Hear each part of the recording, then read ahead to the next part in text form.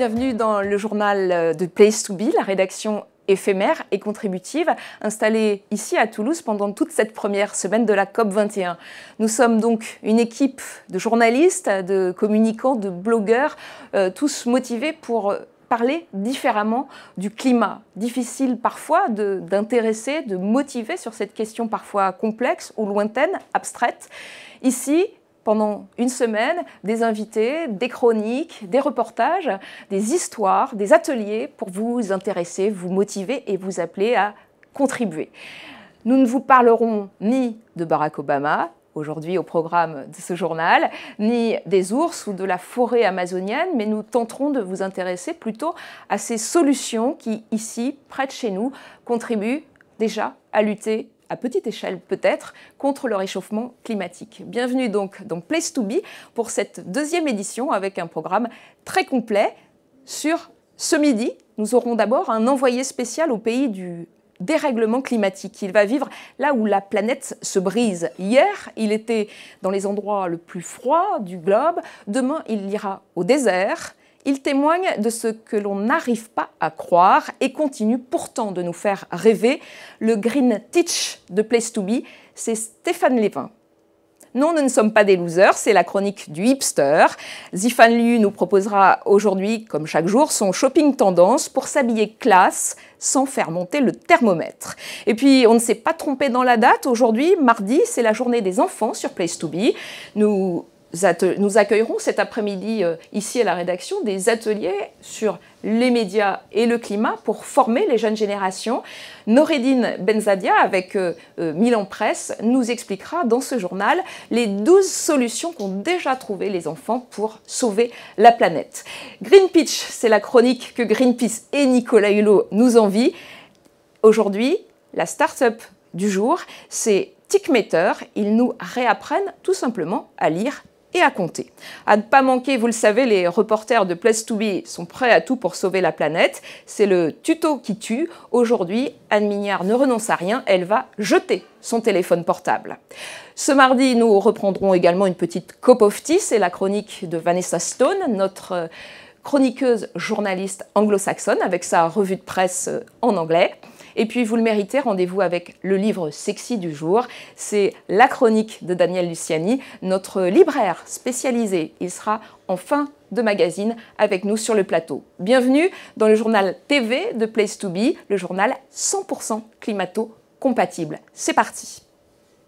Bonjour, Alexandre Puech. Vous êtes donc le patron fondateur de Tickmeter avec une solution, je dirais pas toute simple. Qu'est-ce que c'est ? Alors, la société Tickmeter a été créée au mois de juin de cette année, justement pour apporter une simplification au niveau de la facturation énergétique produite par votre fournisseur d'énergie. Je m'explique. Tout un chacun reçoit sa facture énergétique, donc d'électricité, et on a du mal à comprendre ce qui est facturé. Comment est facturé et comment on peut aller chercher des économies d'énergie. Généralement, on subit cette facturation puisqu'on ne peut pas ou on ne peut pas contrôler instantanément ou progressivement ce que l'on consomme au fil de l'eau. L'intérêt était de rendre accessibles les données très facilement et de pouvoir les rendre accessibles pratiquement en temps réel pour justement maîtriser sa consommation. Alors, concrètement, c'est une appli, c'est un logiciel, c'est sur notre ordinateur, c'est un boîtier dans le compteur, comment ça se passe ? Voilà, concrètement, sur chaque compteur électronique, vous avez une sortie que l'on appelle la prise de l'information client, sur lequel on vient connecter notre boîtier, qui est autonome en communication, et ce boîtier, dès qu'il est connecté, va envoyer les données directement sur un portail web qui vous est accessible et sur lequel vous allez pouvoir vérifier vos consommations au fil de l'eau. C'est comme pour savoir si on a couru assez avec notre montre intelligente, c'est la même chose ? Exactement, c'est-à-dire que vous avez un enregistrement des données au fur et à mesure que vous utilisez cette énergie et qui vous donne un compte rendu, une image fidèle de votre consommation. Et grâce à cette image fidèle, vous allez pouvoir générer des économies puisque vous allez passer d'un moment où vous n'aviez aucune connaissance à l'instant T de vos consommations. Et là, vous allez avoir connaissance de vos consommations en temps réel. Alors Alexandre Puech, ce qui nous a intéressé notamment dans votre solution, c'est que vous êtes entre l'innovation technologique et la communication, la motivation des gens. C'est quoi la clé pour arriver à motiver les gens ? La clé, c'est les économies d'énergie et bien sûr rendre du pouvoir d'achat. Puisque du moment où vous allez économiser de l'énergie, le kilowatt qui n'est pas consommé, le kilowatt qui ne coûte rien. Donc à partir de là, ça va vous permettre de pouvoir récupérer justement ce pouvoir d'achat, de moins consommer, de connaître votre consommation réellement. C'est quoi l'économie que vous avez évaluée sur l'utilisation de votre solution? Alors, on s'appuie notamment sur une étude de CNRS qui est sortie au mois d'août de cette année, sur lequel donc le CNRS a fait une étude sur 45 foyers, sur lequel ils ont donné l'information de la consommation en temps réel.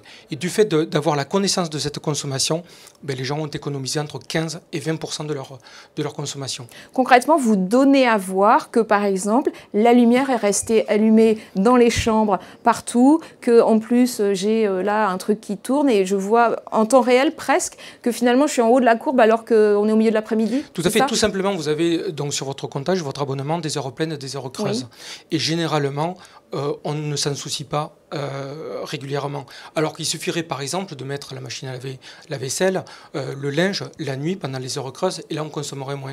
Et là, notre portail va donner des indications justement de ces consommations que vous avez faites en heure pleine, si vous les avez faites, et si vous les avez fait en heure creuse, l'économie que vous allez générer.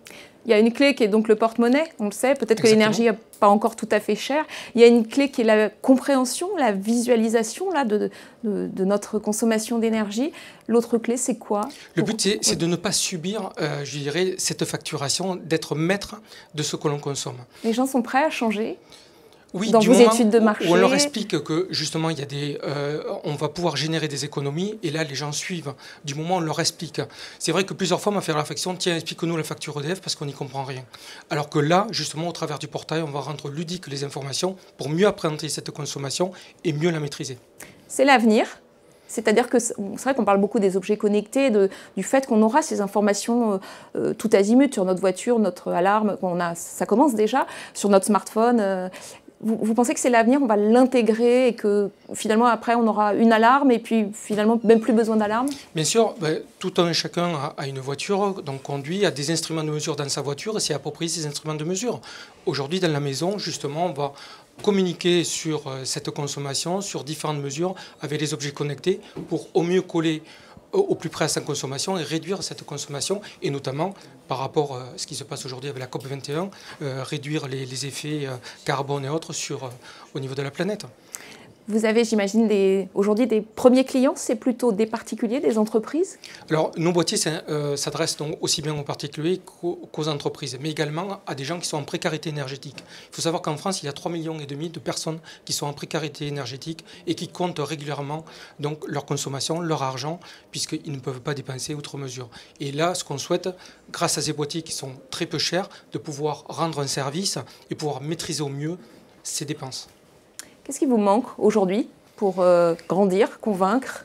Ce qui nous manque, c'est par rapport, je dirais, au langage qu'on utilise aujourd'hui par rapport au comptage, notamment aux nouveaux compteurs qui arrivent sur le marché électronique, qui doivent nous donner, d'après ce qu'on nous dit, beaucoup d'informations, alors qu'aujourd'hui, on s'aperçoit que ces informations ne vont pas être disponibles telles qu'on les souhaiterait. Il faut savoir également qu'aujourd'hui, il y a la déréglementation du marché de l'énergie, notamment électrique, où vous avez plus d'une dizaine de fournisseurs qui sont capables de vous fournir de l'électricité. Or, aujourd'hui, 95% des abonnés au comptage électrique ne savent pas qu'ils peuvent changer de fournisseur et même à la rigueur qu'ils peuvent en changer tous les jours s'ils le souhaitent. Ils peuvent partir à la concurrence, revenir chez leur opérateur historique sans des coûts supplémentaires.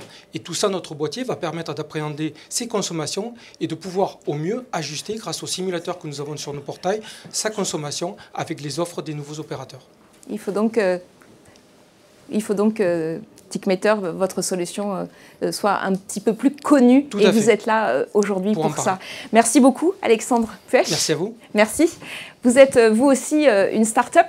Vous développez une application qui peut faire du bien à la planète. Venez ici à la rédaction de Place to Be, chez Equito, en centre-ville de Toulouse, pour venir pitcher votre solution pour le climat. Rendez-vous ici dans nos studios télé pour une belle présentation et un exercice qui vous permettra aussi de repartir avec le film de votre start-up. Le pitch, la start-up, eh bien, cela me conduit jusqu'à Vanessa. Bonjour Vanessa. Bonjour Cécile. Je crois que tu n'as pas très bien dormi parce que tu avais du travail hier soir tard, en anglais. C'est-à-dire que le tour du monde, ça ne se fait pas en 5 minutes. Tu as quand même eu le temps donc, de regarder la presse anglo-saxonne. Toute cette semaine, tu t'intéresses pour nous à ce que disent finalement les Anglais, les anglophones du monde entier, de la COP21 et puis un petit peu de Paris. On parle d'Obama alors ? On parle un petit peu d'Obama, mais notamment autour de Narendra Modi. Parce qu'on parle beaucoup de l'Inde, Narendra Modi, le Premier ministre indien. Et il faut savoir que vraiment l'Inde, c'est l'acteur de la COP21, visiblement. C'est une priorité, on en parle énormément. Et ce qui est intéressant justement dans ce tour du monde, c'est de voir un peu la même question traitée de façon différente. Et là, on a le cas avec The Telegraph en Angleterre. Bon, c'est son correspondant à New Delhi, Andrew Marsal, qui écrit l'article. Mais The Telegraph, journal britannique, et NDTV, un site réputé d'actualité indien, qui traite de l'arrivée de Narendra Modi de façon totalement différente. Et The Telegraph, on a la colère, l'immense colère des Indiens face à la déclaration de la semaine dernière de John Kerry, secrétaire d'État des États-Unis, qui a dit que si quelqu'un était susceptible de poser des problèmes lors de cette COP21, c'était l'Inde. C'était pas la Chine, c'était l'Inde. Il n'a pas dit problème, il a dit challenge, avec un bel euphémisme américain, mais le fait est qu'il parlait de problème. Et les Indiens sont très, très en colère. Et Arvind Subramanian, qui est le conseiller économique du gouvernement indien, est allé jusqu'à taxer les Américains d'impérialisme carbone. Donc il y va quand même fort. Mais, quelque part, enfin, pourquoi John Kerry a pu dire ça? Il faut savoir qu'une personne sur 4 en Inde n'a pas accès à l'énergie du tout, à l'électricité du tout. C'est-à-dire 300 millions de personnes quand même. Et la priorité du gouvernement, c'est de sortir ces gens-là de la pauvreté énergétique, quel que soit le moyen, propre ou pas. Et en l'occurrence, elle n'est pas propre du tout. Alors l'Inde ouvre une nouvelle mine de charbon tous les mois. Tous les mois. Ouais. Et il compte continuer ainsi jusqu'en 2050. On n'est pas tout à fait sorti de l'énergie fossile. Voilà. Sachant que le charbon est à peu près l'énergie la plus sale, reconnue comme l'énergie la plus sale de la planète, on comprend un peu l'inquiétude, mais on comprend aussi la priorité du gouvernement. Enfin, voilà le propos de Andrew Marsal dans The Telegraph. Mais les responsables indiens de riposter quand même, que même dans cet état de fait, l'Inde consomme aujourd'hui moins de charbon que les États-Unis ou que la Chine. Ouais. Ils en consomment beaucoup, mais enfin, donc on comprend aussi la colère. Ouais. Mais il ne faut pas penser pour autant que les Indiens ne sont pas à brancher énergie propre, pas du tout. Hein. Il y a bien une double priorité qu'on voit bien dans le côté nettement plus positif de NDTV, le site indien, qui parle avec fierté de son Premier ministre, de son arrivée en grande pompe à Paris, de sa réunion bilatérale avec Barack Obama déjà, ouais. Du lancement de l'Alliance solaire avec François Hollande. Il est vraiment presque fêté. Et pendant ses déclarations à l'ouverture de la COP, Narendra Modi a dit « La COP 21 représente l'aube d'un espoir non seulement pour les énergies vertes, mais aussi pour les gens qui vivent toujours dans l'obscurité. » Donc il articule bien là une double priorité. Ouais. D'accord, il y a l'énergie sale, mais il y a une priorité sur l'énergie propre. Et il a beaucoup parlé de ces initiatives-là. Et là, on retrouve dans The New Zealand Herald, donc plus au sud, The New Zealand Herald rejoint NDTV parce que tous deux titrent sur les grandes initiatives financières annoncées hier, notamment Mission Innovation, Mission Innovation, oui. Qui est autour de l'incontournable Bill Gates, mais avec 20 États, dont les États-Unis, la Chine et l'Inde. Il y a aussi la France et le Royaume-Uni, mais la Nouvelle-Zélande n'en parle pas de nous, mais bref. Donc ces 20 gouvernements s'engagent tous à doubler leurs investissements en énergie renouvelable, les investissements de recherche et développement, d'ici 2020, donc à échéance courte, oui. Dans les 5 ans. Eux, c'est beaucoup sur la recherche et le développement. Et encore Bill Gates annonce, lui, une initiative privée en tandem, qui est the Breakthrough Energy Coalition, une coalition de percée énergétique, On comprend pourquoi on utilise l'anglais. Hein, donc, Breakthrough Energy Coalition. Et là, c'est Bill Gates qui a réuni autour de lui 28 des plus grosses fortunes investisseurs de la planète. Oui. Mark Zuckerberg, un milliardaire indien, un chinois. Et eux, ils vont prendre le relais de cette recherche et développement. Ils vont investir en capital risque. C'est-à-dire, ils vont amener depuis le labo jusqu'à l'industrie, jusqu'au marché. Voilà. Et encore à courte échéance, avec de forts engagements, pas chiffrés cette fois-ci, mais de forts engagements. Et ces deux médias parlent de cette même positivité, quelque part. Bill Gates a dit inventer des outils pour combattre le changement climatique tout en apportant de l'énergie aux pauvres de la planète. Qu'on trouve encore cette double priorité qui nous mène à The Irish Times et un peu d'optimisme pur et dur. T'es chouchou, je crois. Et The Irish Times, voilà, Harry McGee à Paris qui parle de son l'ancienne présidente de l'Irlande, Mary Robinson, qui est aujourd'hui envoyée spéciale des Nations Unies sur le changement climatique, pour le changement climatique. Donc elle est à Paris, forcément, et elle se déclare carrément optimiste quant aux résultats de la COP. Super. Ça fait du bien. Oui, ça fait du bien. Et cet optimisme vient notamment de l'accent qui a été déjà articulé sur les peuples, sur les gens, sur les populations. Depuis les années qu'elle observe les COP, jamais elle a vu cet accent très explicite sur les gens. Et d'après elle, c'est de là que va venir le progrès. Voilà. Super. Donc, on se retrouve demain pour, avec un peu de chance, encore de l'espoir. Merci beaucoup, Vanessa. Avec plaisir. Pour cette belle revue de presse en anglais. On va continuer en anglais avec notre Green Teach, si j'ose dire. Parlons pas trop anglais quand même. C'est une personne qu'on tenait à inviter. On est très heureux qu'il soit ici à Place to Be. Place to Be, on a travaillé, je l'ai dit tout à l'heure, à imaginer, essayer de raconter différemment le climat, notamment pour essayer de donner à voir ces choses si abstraites que sont le dérèglement climatique, les conséquences catastrophiques qui sont tellement lointaines et donc anxiogènes, mais pas tout à fait réalisables. Stéphane Lévin, bonjour. Bonjour. Vous êtes finalement un grand témoin, un envoyé spécial au pays des catastrophes. Prenez votre micro. Parce que c'est vrai que nous, journalistes, on se déplace, mais dans notre quotidien, Place to Be a voulu parler un petit peu du quotidien et des solutions qu'on trouve dans notre environnement et notre temps présent. C'est difficile ici à Toulouse de voir qu'est-ce que ça induit le réchauffement climatique, nos comportements. Et vous, en fait, vous êtes un peu un envoyé spécial au pays du dérèglement climatique. Vous allez voir comment ça se passe là-bas et puis vous témoignez.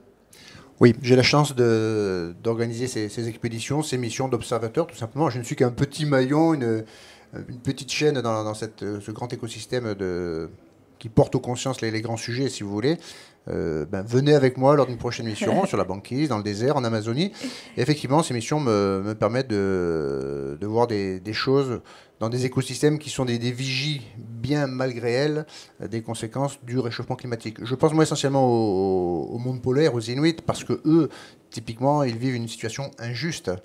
Ils voient au loin on pourrait imaginer ces fumées de la pollution qui arrivent. On était dernièrement en mission avec des jeunes, on a fait des prélèvements de pollution sur la banquise et il n'y a pas au pôle d'industrie, il n'y a pas de grands garages, de grandes industries de véhicules. C'est une pollution donc tellurique qui vient de plus au sud. Dans les déserts, c'est pareil. On a vu comment les sables recouvraient les villages et imposaient aux gens de quitter leurs habitats et leurs villages. Et puis, une des dernières missions que je viens de faire, qui était une mission triple en fait, où j'ai été remettre des images satellites à des Indiens au fin fond du Mato Grosso pour les aider à lutter contre la déforestation illégale. Et ce que j'ai vu était extrêmement impressionnant. La vitesse à laquelle... C'est incroyable, justement, ce que vous voyez. Oui, c'est incroyable. Je vais vous parler un petit peu de technique. Par exemple, j'ai fait une photo de ce qu'on appelle les pancakes. C'est sous les effets cumulés des vents, des courants, des marées. C'est dès les premiers frimas, le stade 1 de formation de la banquise. Et ce sont des sortes de petites galettes rondes qui s'entrechoquent et qui vont préfigurer de la formation de la banquise. Et j'ai fait une photo au mois de novembre de ces pancakes, alors que j'aurais dû le faire au mois de septembre. C'est-à-dire que la banquise se forme avec 2 mois de retard. Je pourrais vous parler aussi de ces rencontres, ces mois que j'ai passés avec les Inuits et notamment les la dernière génération d'ailleurs qui va s'éteindre, qui me racontent comment leur environnement a changé, comment ils ont la crainte dorénavant de marcher carrément sur la banquise, hein, de partir avec les chiens sur la banquise ou les motoneiges. Du fait, ils utilisent beaucoup moins les chiens. Les chiens donc saignent beaucoup plus vite avec leurs pattes parce qu'ils ont perdu cette habitude d'aller souvent sur la banquise. Vous avez les infrastructures qui se déchaussent, vous avez les routes qui s'affaissent, les pistes d'aéroport qui se fracturent, vous avez ces infrastructures qui se vrillent sur elles-mêmes parce que le permafrost est en train de fondre. Donc ça, ce sont des conséquences qui vont se chiffrer en milliards de dollars pour les Canadiens, les Américains, mais également pour les Russes, hein, qui ont des frontières littorales arctiques. C'est catastrophique. Vous restez un observateur optimiste. Comment vous voyez des catastrophes, des vies bouleversées, j'imagine, ce que vous décrivez, et vous gardez quand même un enthousiasme, une volonté d'avancer. Oui, parce que j'ai confiance dans l'homme. Moi, je pense que l'homme est extrêmement intelligent. Comment ne pas être intelligent lorsqu'on a une station spatiale qui flotte au-dessus de nos têtes en permanence, avec des hommes qui vont là-bas, qui travaillent, qui font de l'observation, qui travaillent pour le monde du futur? Non, il faut être extrêmement optimiste. J'aime bien cette maxime, les génies mettent leur folie pour la construction et les fous mettent leur génie pour la destruction. Ça me parle parce que ça explique que certains veulent construire et faire avancer le monde, d'autres veulent au contraire le détruire et l'empêcher d'avancer. Si vous allez comme ça observer la planète dans ces endroits qui sont menacés aujourd'hui, c'est que, on imagine, vous l'aimez beaucoup. C'est quoi votre plus bel émerveillement face à cette planète? J'ai une affection tout à fait particulière pour les Inuits, et depuis que je connais ce milieu et les très très nombreuses missions que j'ai faites au pôle, en environnement arctique, notamment avec les Inuits, et notamment des reportages sur les ours polaires, parce que j'ai fait une spécificité en fait un gros cobaye pour la science, une grosse souris pour la science, où je choisis les milieux hostiles dans lesquels je vais m'exposer au profit de la recherche médicale, scientifique et technique. Et forcément, l'extrême étant une loupe de la normalité, ce que j'observe va servir à monsieur tout le monde dès le lendemain, au plus tôt, ou dans les mois qui suivent, si vous voulez. Et forcément, ces milieux extrêmes, on voit encore une fois que, bien malgré elles, ce sont des vigies de ces conséquences du réchauffement climatique. Que ce soit en Amazonie, que ce soit sur la banquise, au pôle, dans les déserts, on se rend compte que les sols se craquellent, on voit apparaître des polygones de dessication. C'est terriblement déprimant, non ? Non, mais il faut le prendre comme une observation, il faut le prendre comme un paramètre à ramener aux décideurs. Je crois que une des missions les plus efficaces serait d'amener ces décideurs avec nous, avec moi, voir ce que c'est qu'un pancake, voir ce que c'est qu'une tanière d'ours, voir ce que c'est qu'une baleine, voir ce que c'est que des monuments de la nature, si vous voulez, parce que je pense que ça déclencherait chez eux beaucoup plus vite des actes de décision. Votre mission, par exemple, aujourd'hui, c'est un vrai engagement, c'est justement de faire comprendre à vos interlocuteurs, élus, décideurs, entreprises, tous les acteurs de ce monde d'aujourd'hui, de leur faire saisir justement ça, cette réalité, cette vibration. Oui, absolument. Donc je leur montre, lors de ces fameuses conférences, de ces déplacements que je fais, de ces présentations des films, de ces jeunes que j'ai d'ailleurs amenés là, pendant 3 ans sur la banquise, dans les déserts en Amazonie, où les jeunes étaient eux-mêmes des opérateurs techniques à 14 ans, ce sont des classes de lycée de seconde, où ils étaient responsables de protocoles scientifiques et techniques confiés par les partenaires. Imaginez un jeune de 14 ans qui essaie d'attraper un satellite par une antenne pour faire des télécommunications, pour faire de la télémédecine, pour faire des prélèvements de glace, de désert, d'eau ou d'eau polluée en Amazonie. Et donc, effectivement, ça leur donne des outils. Parce que, encore une fois, lorsqu'on est entre les murs de son entreprise, on n'a peut-être pas la chance que j'ai eue, moi, d'aller sur le terrain. En revanche, là où je suis extrêmement optimiste, et je peux vous confirmer, et j'en vois beaucoup, je parle des entreprises qui, toutes celles que je vois, petites, moyennes, grandes, dans lesquelles j'interviens, elles ont toutes pris des décisions très concrètes de modification de production de leurs matériaux, de leurs outils, de leurs produits, sur vraiment les 3 volets, sociétal, environnemental, absolument. Et je vois des innovations extraordinaires, et c'est ça qui me rend optimiste. Ça bouge. Ah oui, ça bouge. Alors j'ai retenu une expression qui me plaît bien en ce moment, qui est cette prophétie autoréalisatrice, que vous connaissez peut-être, Cécile, qui est un terme qui vient de l'économie et de la finance, qui grosso modo fait dire, si on y croit tous, ça va se passer. Et très sincèrement, je sens que ça bouge. Alors on n'aura peut-être pas l'objectif atteint à la fin de ce sommet de la COP21. En tous les cas, je pense que ça va bouger. Moi, je suis très optimiste. En tout cas, individuellement et collectivement, je vois que les gens bougent. Voilà. Stéphane Lévin, vous étiez un petit garçon rêveur, vous rêviez d'une vie d'explorateur? Je ne sais pas si je rêvais. En tous les cas, j'ai eu cette chance extraordinaire de naître au fin fond de la jungle camerounaise, sur une plantation de café, donc en Afrique, et sur un continent où les gendarmes sont des oiseaux, les poissons des capitaines et les avocats des fruits. Et je n'ai pas eu la scolarité des enfants de mon âge, puisque j'étais à l'école de la Brousse avec mes parents. Évidemment, c'était le réveil au son des singes hurleurs, des maniantes, c'est-à-dire ces milliards de fourmis qui rentrent dans la case et qui ne laissent après leur passage que les cartilages du serpent qui n'a pas eu le temps de se délover. Et donc très certainement, inconsciemment ou consciemment, ça a créé une envie d'ouverture qui m'a permis d'inventer après ma vie à géométrie variable. Toute une histoire qu'on a envie de retrouver. Où est-ce qu'on peut vous suivre? Écoutez, sur mon site, je pense que c'est une bonne chose, ou à travers les réseaux sociaux. Et puis là, très prochainement, au travers de la future mission que je vais présenter dans les quelques jours qui viennent, puisque je vais... Après le pôle et l'Amazonie et des tas d'endroits divers, je vais aller m'exposer tout seul dans un des déserts les plus chauds de la planète pendant 121 jours. Comme je l'avais fait il y a 10 ans au pôle, j'avais passé cette fameuse nuit polaire, les 121 jours en solitaire, dont 106 jours d'obscurité sans soleil et 70 jours d'obscurité totale, des indices de refroidissement éolien à moins 80 degrés. Donc c'était au profit des vols spatiaux longue durée. Donc je vais faire la même chose là, dans les mois qui viennent, en tout cas l'année prochaine, dans le désert du Namib. Alors voilà, donc température au sol 70 degrés, des bouffées d'air à 45, 50, peut-être même 55 degrés, et donc bardé d'une énorme campagne scientifique. Je vais installer une base spatiale au profit de la recherche médicale, puisqu'il y aura de nouveau de très nombreux protocoles sur la physiologie, sur la vision, sur l'audition, sur l'alimentation, sur l'épiderme, mais toute la partie plus technologique, et un grand volet forcément sur l'autonomie en énergie, avec un package éolien, pile à combustible, solaire, qui vont me permettre de monitorer tout seul cette base spatiale pendant 121 jours. 121 jours, on essaiera de vous suivre. Merci beaucoup, Bien Stéphane sûr, avec Lévin. grand plaisir. Merci beaucoup. Merci. Si vous voulez retrouver Stéphane Lévin, vous pouvez vous abonner à notre newsletter, puisqu'on le retrouvera dans l'édition de ce soir, une newsletter à parution quotidienne sur le site place2be-toulouse.org. Vous êtes dans notre magazine TV de la mi-journée et on retrouve notre chronique du hipster avec notre hipster barbu sans barbe. Bonjour. Bonjour Stéphane, ça va? Bonjour Cécile, ça va et vous? Très chic. Hein? On essaye. Ah, j'aime beaucoup la cravate. C'est vrai. Tu nous présentes... Alors, je vais vous présenter aujourd'hui des produits qui sont recyclés. Donc, par exemple, ce nœud papillon, je ne sais pas si on le voit très bien. C'est des Lego, des jouets pour enfants qui ont été recyclés par une artiste de Brooklyn, à New York. Elle s'appelle Vanderly. Ici, c'est des Lego. On a un autre nœud papillon ici. Pikachu, le fameux Pikachu, le Pokémon.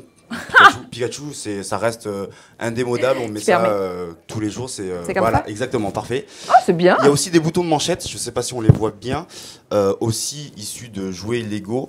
Donc cette créatrice, en fait, met ses petites collections sur son site internet. Oui. Et en fait, on peut commander ce qu'on veut. Donc si jamais on veut une BD, par exemple Gaston Lagaffe, on lui demande, j'aimerais avoir une BD de Gaston Lagaffe. Elle découpe, on l'envoie une BD, elle découpe et elle en fait un nœud papillon et c'est très. C'est de la création. C'est de la création collaborative et contributive. Et un peu sur comme mesure. Place to Be, super. Exactement. Des ustensiles de cuisine, parce que ça, c'est pour les garçons en fait. Il n'y a encore rien pour les filles. On m'a fait quelques reproches, des petites remarques, comme quoi c'était un peu trop tourné vers les hommes, que je. Voilà. Donc je me suis dit, je vais. C'est terrain glissant. Sans être macho, des trucs un peu plus mixtes, je vais dire. Donc. Par exemple, un plat à tarte. Alors la marque c'est Coco Bohème, c'est une petite entreprise parisienne qui fait ses plats à tarte ainsi que la pelle. En fait c'est issu de forêts françaises éco-gérées, donc c'est tout à fait responsable. Et pour finir, une tasse de café. Donc je me suis toujours demandé quand on allait dans les Starbucks ou les Columbus Café. Ah c'est bien, oui ça. Je me suis toujours dit c'est des trucs jetables en carton, ça doit polluer, ça doit être pas terrible pour l'environnement. Donc en fait ça c'est fait en bambou et en maïs. La marque, c'est Zuber Social. Ça vient d'Amsterdam, aux Pays-Bas. Et donc, en gros, on peut aller dans son Starbucks ou son café du coin, mettre son café dans son récipient à soi. On rentre chez soi, on le lave et on le réutilise le lendemain. Donc, c'est quand même beaucoup plus... Combien ça coûte? Ça, c'est environ 14 €. Ouais. Il y a plusieurs tailles. Et le plat à tarte, c'est 35, la pelle 14. Et les nœuds papillons autour de 25-30 €. Des jolis cadeaux de Des Noël. jolis cadeaux de Noël Ouais. à prix abordable et éco-responsable. On peut les retrouver sur le site Place to Be. On peut les retrouver, on les mettra bien sûr avec le lien qui renverra sur la page du magasin Slow Concept qui nous a prêté gentiment tous ces produits à Toulouse. Merci, c'est confortable parce que ça a l'air un peu dur quand même. Non, ça va, c'est très facile à mettre, c'est pas un vrai nœud papillon donc c'est quand même beaucoup plus pratique pour ceux qui ont du mal comme moi à nouer des nœuds de cravate ou de papillon. Merci Zéphane, c'est très chic, Merci à vous. ça te va très bien. C'est gentil, merci. À demain, on se retrouve pour des trucs de filles peut-être un peu, des bijoux. Non, toujours pas. Ah merde. Ah, c'est la barbe demain. Demain, c'est la barbe. Ce ne sera pas moi le modèle, je viendrai avec un ami qui a une très belle barbe, la plus belle barbe de Toulouse, je pense. Et donc, on fera une petite démonstration avec un barbier qui, lui, utilise des produits éco-responsables et qui sont respectueux de l'environnement. Voilà. Zéphane Liu pour la chronique du hipster. Merci Zéphane. Merci à vous. Montrer qu'on peut aussi consommer en étant raisonnable et on peut aussi consommer et chic et classe et pas forcément, attention, et pas forcément en étant décroissant. On continue avec notre coach en changement. Elle est importante pour nous. Chaque jour, elle nous amène un petit geste pour changer nos mauvaises habitudes et en prendre des bonnes. Anne, aujourd'hui, c'est compliqué parce que J'ai plein de choses. Ton micro. Plein de choses. tu as décidé Oui. de jeter les téléphones. Alors, j'ai pas décidé complètement de jeter les téléphones. Déjà, j'ai décidé de les utiliser un peu plus intelligemment. Et ensuite, s'il faut les jeter, je vais vous donner quelques conseils pour bien les jeter. On a vu, pardon, je te coupe, une enquête qui montre qu'on passe un jour, les ados passent un jour par semaine sur leur téléphone. Donc c'est quand même un objet, notre premier objet en fait. Oui, d'autant plus que 85% des Français ont au moins un téléphone, au moins un. Donc ça veut quand même dire qu'on est quand même très très équipés. Mais le problème, c'est que ces téléphones, ils ont des petits soucis. C'est-à-dire, bon, d'une part, ils consomment de l'électricité, donc pour le réchauffement climatique, c'est pas très très bien. Mais surtout, ils sont bourrés de produits toxiques, de substances toxiques. Alors, il y a du mercure, il y a de l'arsenic, il y a du plomb, il y a du chrome, et j'en passe, il y en a plein. Et donc, du coup, il va falloir non seulement les utiliser intelligemment, mais aussi les recycler derrière. Alors, d'abord, les solutions pour bien choisir son téléphone, pour qu'il soit le plus éco-responsable, si tant est qu'on puisse dire ce terme concernant les téléphones portables. D'abord, il faut éviter les fonctions qui servent à rien. Alors, c'est très joli d'avoir plein de petites fonctions sur son téléphone, mais si elles servent à rien, elles consomment de l'électricité pour rien, en fait. Donc, autant s'en passer. Ensuite, c'est pas la peine non plus, si vous n'en avez pas besoin, de prendre un très grand écran. C'est-à-dire que si vous voulez effectivement regarder de la vidéo, on peut comprendre, mais si c'est juste pour téléphoner ou pour regarder sur Internet des documents, c'est peut-être pas utile, parce que les grands écrans, c'est pareil, ça consomme de l'électricité. Ensuite, il faut éviter de laisser brancher son téléphone tout le temps. C'est-à-dire que la nuit, toute la nuit, c'est pas la peine de le laisser brancher. Autant le laisser brancher jusqu'à que la batterie soit pleine, et à partir de là, vous le débranchez. Alors maintenant, ce téléphone, Cécile, vous êtes comme moi, on est un peu des fashion victims, si on peut dire. Vous en changez souvent, j'imagine. Oui, non? Pas trop. Pas trop. Bon. Eh bien, vous faites partie des exceptions, parce qu'en moyenne, les Français, ils changent de téléphone tous les 20 mois. Les pubs, les nouveaux téléphones qui sortent, enfin bref, il y a toutes sortes de tentations qui font qu'on va changer son téléphone. Et les ados, c'est pire. Ils les changent de téléphone tous les 10 mois. Donc imaginez la quantité de téléphones. Alors déjà, je vous ai fait un petit tri dans mes tiroirs. J'ai pris les plus vieux, j'en ai jeté quelques-uns. Je pense que dans ma vie, ça fait à peu près 15 ans que je téléphone. J'ai dû, je dois être loin de la dizaine. Alors, il y a plusieurs solutions pour se débarrasser du téléphone. Parce qu'effectivement, on a toujours envie d'avoir le téléphone dernier cri.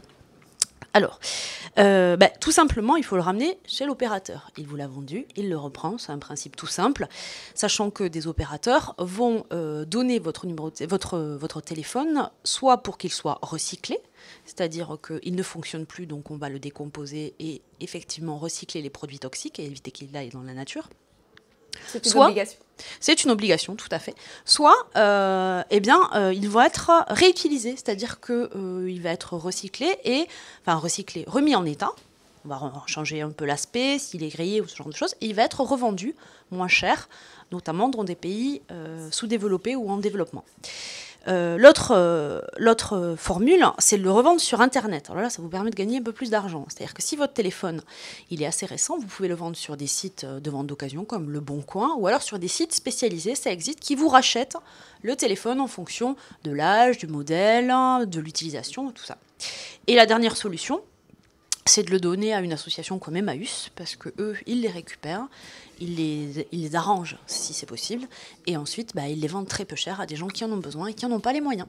En fait, si je comprends bien, il ne faut pas le mettre à la poubelle. Surtout pas, surtout pas, surtout pas. Merci, c'est le tuto qui tue. C'est le tuto qui tue. Non, c'est les téléphones qui tuent. Des tutos très concrets, en fait, pour apprendre des petits gestes, parce que tout ça, c'est très simple.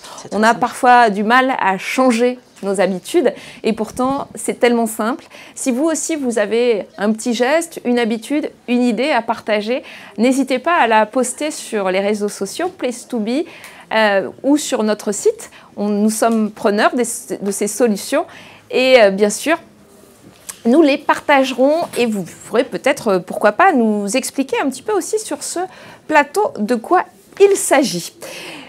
Le magazine Place2Be avec Noureddine. Bonjour. Bonjour. Noureddine, tu viens, je l'ai dit tout à l'heure au sommaire de ce magazine, on a choisi aujourd'hui, nous sommes mardi, on a choisi de faire de ce mardi la journée des enfants. La journée des enfants avec des ateliers aujourd'hui jusqu'à ce soir pour la sensibilisation aux médias, l'éducation aux médias, l'éducation aussi au climat. Il y a eu beaucoup de projets qui ont été faits sur cette question. La question qu'on se pose depuis le début de cette semaine, c'est comment raconter un peu différemment cette question climatique pour que les gens se mobilisent, bougent, changent leur habitude. Et on a peut-être rencontré, vous avez peut-être rencontré sur les réseaux sociaux notre petit hashtag « Prêt à tout pour la planète ». Prêt à tout pour lutter ici à Toulouse contre le réchauffement climatique. Depuis le début de la semaine, Marine Munier est allée tendre son micro aux Toulousains pour leur demander ce qu'ils étaient prêts à faire, eux aussi, pour le climat. Regardez. Est-ce que ça vous arrive de faire pipi sous la douche pour justement être plus écolo? Tous les jours. Rarement. En cas d'urgence, on va dire. Si je peux, ouais, quand j'y pense. Quand j'en ai envie surtout. Non, pas vraiment, non. J'ai mis une petite bouteille d'eau dans la vasque de mes toilettes pour que ça remplisse moins de flotte. Est-ce que ça vous arrive, monsieur, de faire pipi sous la douche? Parce que c'est un geste écologique aussi. Oui, il m'arrive, oui. Comme tout le monde. Eh ben, on vous félicite, monsieur. Bonne journée.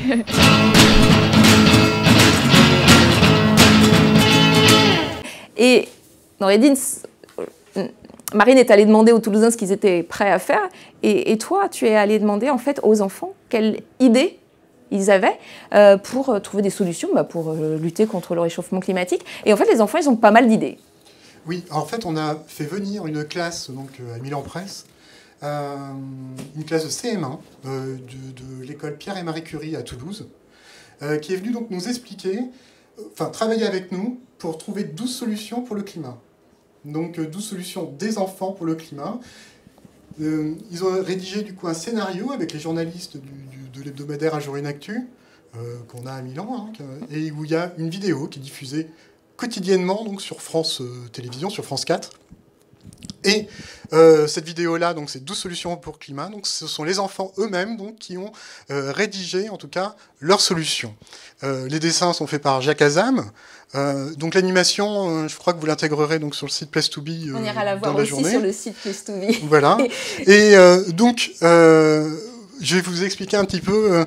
Voilà, je vais vous montrer les 12 solutions que les enfants ont trouvées à cette occasion. Alors, je tiens la première entre mes mains. Donc, la première solution donc serait pour réduire la pollution, il faudrait utiliser donc les transports en commun où on monte à plusieurs dans la même voiture, quoi. Donc, trop la honte.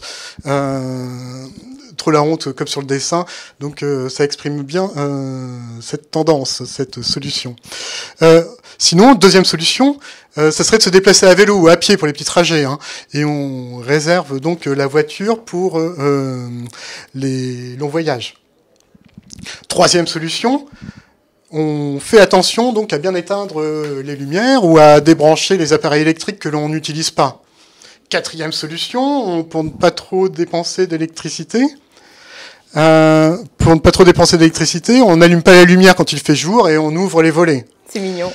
La 5e solution, donc on va choisir des fruits ou des légumes de saison, parce qu'ils sont cultivés, les autres sont cultivés donc dans des serres chauffées où ils viennent de loin en avion et en camion, et ça consomme donc beaucoup d'énergie. Celui-ci est très explicite. La 6e solution, alors là, est très claire. On mange moins de viande. Comme ça, on élève moins de vaches qui sont alors moins nombreuses à péter et à roter du méthane, parce que ce sont des gaz, comme tu le sais, qui polluent et qui polluent l'air. Sinon, 7e solution, quand il fait froid, au lieu d'augmenter le chauffage, on met un bon pull, des chaussettes épaisses ou des pantoufles fourrées. Avec un animal de compagnie. La 8e solution serait l'été, si on a trop chaud, plutôt que d'utiliser la clim, on va utiliser donc un éventail. Et là, ce sont les enfants qui le disent, on se met en torse nu pour les garçons et en débardeur pour les filles. C'est très important. 9e solution, on trie bien ces déchets pour éviter donc de brûler des bouteilles ou des canettes. Elles seront recyclées en nouveaux objets comme des polaires ou des vélos. 10e solution, comme on sait que les arbres absorbent donc le gaz carbonique, on peut en planter plus pour protéger les forêts. 11e solution, demande aux adultes de voter des lois pour obliger les usines et les voitures à moins polluer. Et la dernière solution, donc pour recharger nos consoles, nos ordinateurs ou même nos brosses à dents, ou tablettes et portables, on voudrait utiliser donc l'énergie de l'eau, du vent ou du soleil. Tout y est en fait. En fait, c'est des solutions, bien sûr, comme ça, qui peuvent paraître un peu naïves, mais si déjà on les appliquait un peu toutes, je pense que déjà l'impact de l'environnement de notre société serait très différent. De nos modes de consommation, nos modes de vie. C'est des solutions qui sont toutes simples, on les connaît, mais on les applique souvent pas, ou soit par manque de moyens, ou d'envie, de motivation. Je pense que... Vous êtes un peu spécialiste des enfants chez Bilan, on aurait dit, mais l'éducation aux médias, l'éducation au climat dans les classes, qui est existante en France depuis 20 ans, elle a fait son travail, on voit que ça a changé un petit peu. Oui, alors les enfants sont tout à fait au courant en fait, des problèmes de réchauffement climatique. Après, ils savent qu'il y a un problème au niveau de ce réchauffement, que ça a un impact. Oui. Après, les mécaniques... sur la manière dont cet impact est créé, pourquoi le climat... Donc, les fameux petits nuages de CO2, l'ozone... Voilà. Ça, ce sont des choses qu'ils doivent apprendre. Chaque nouvelle génération doit l'apprendre. Donc, nous, en tout cas, à Milan Presse, on essaie donc de transmettre ces connaissances, en tout cas.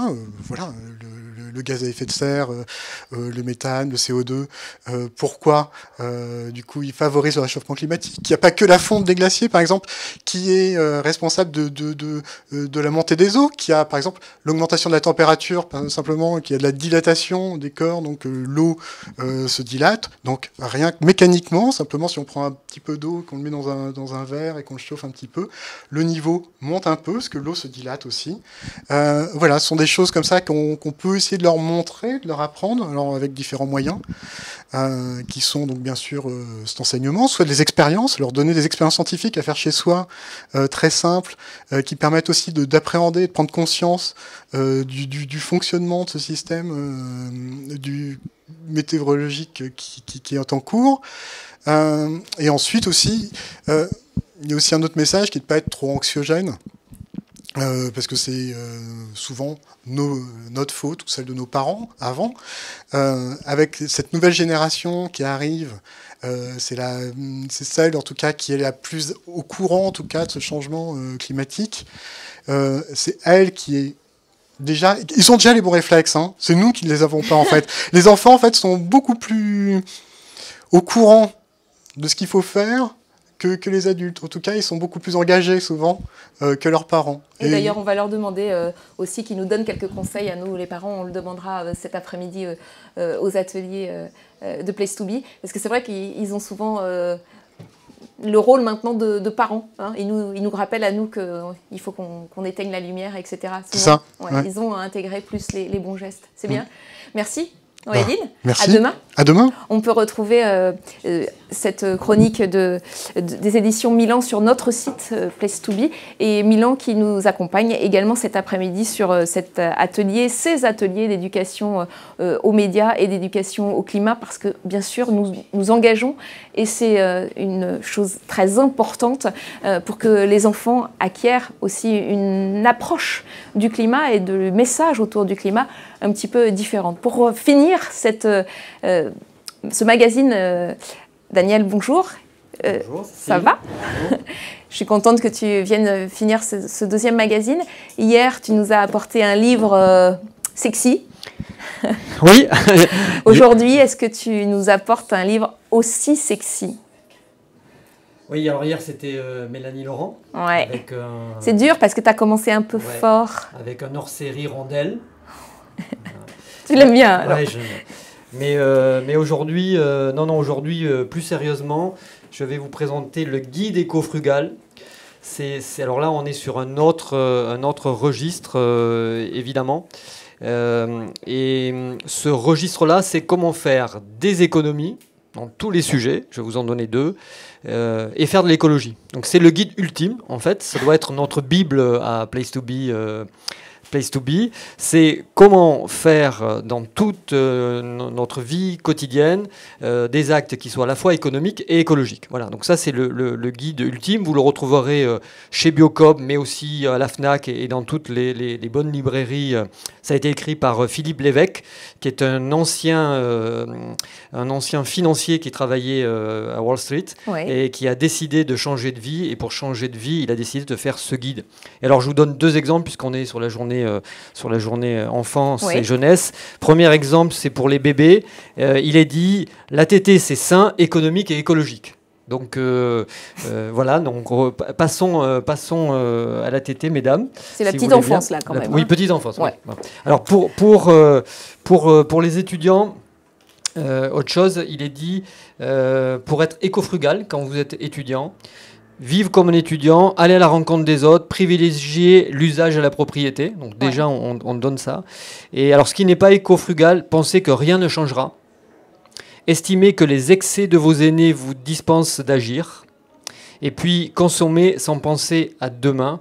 Voilà, donc avec Place to Be, c'était aussi construire le monde de demain. Et le monde de demain, il doit être éco-frugal. Voilà. Le livre du jour. Le livre du jour. On gagne 5 000 €, c'est ça? Alors, on gagne 5 000 € voilà, par an et par foyer. Si on fait tout à la lettre, on gagne 5 000 € par an et par foyer. Et tout a été calculé. C'est un financier, donc tout a bien été validé, calculé. Donc on économise bien 5 000 €. Et en plus, on fait du bien à la planète. C'est toujours ça.